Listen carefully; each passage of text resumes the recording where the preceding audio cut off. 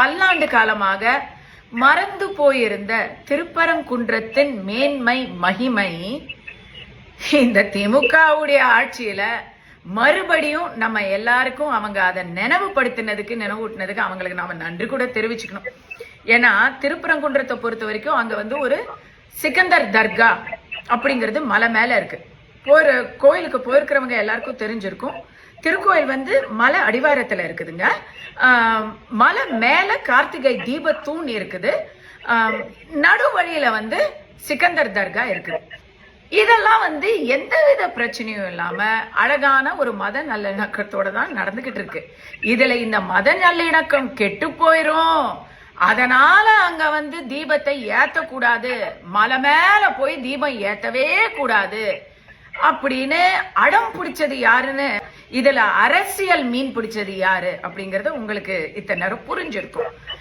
இருந்தாலும் இப்படிப்பட்ட எதிர்ப்புகளை எல்லாம் தாண்டி 1996லயே ஹைகோர்ட்ல தீர்ப்பு வந்துருச்சு. என்ன தீர்ப்பு? தாராளமாக திருப்பரங்குன்றம் மலையில் தீபம் ஏற்றி வழிபடலாம், முருகனை போற்றலாம் அப்படின்னு ஹைகோர்ட்ல இருந்து தீர்ப்பு வந்துருச்சு.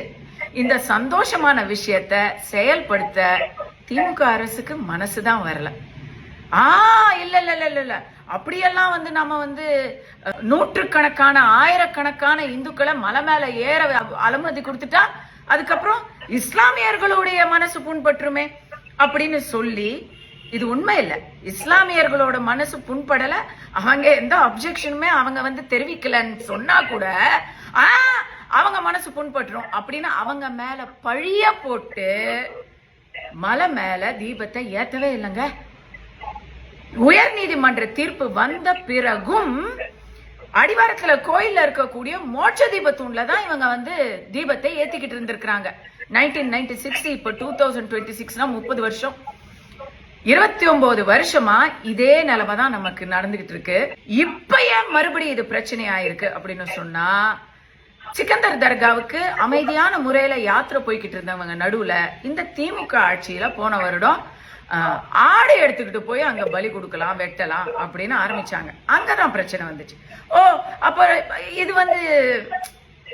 எல்லாரும் புனிதமா நினைக்கிற ஒரு கோயில் வளாகத்துல நீங்க ஆட்டை எடுத்துக்கிட்டு போனீங்கன்னா எப்படி அப்படின்னு கேள்வி கேட்டதுக்கு, ஆடு வெட்டக்கூடாதா அப்படின்னு சொல்லி வீம்புக்குன்னு முஸ்லிம் லீக் எம்பி, திமுக கூட்டணியில் இருக்கும் முஸ்லிம் லீக் எம்பி நவாஸ்கனி அவர்கள் அங்கேயே திருப்பரங்குன்றம் மலைக்கு போய் ஆய்வு செய்து ஆட்டு பிரியாணி சாப்பிட்டாரு பாருங்க.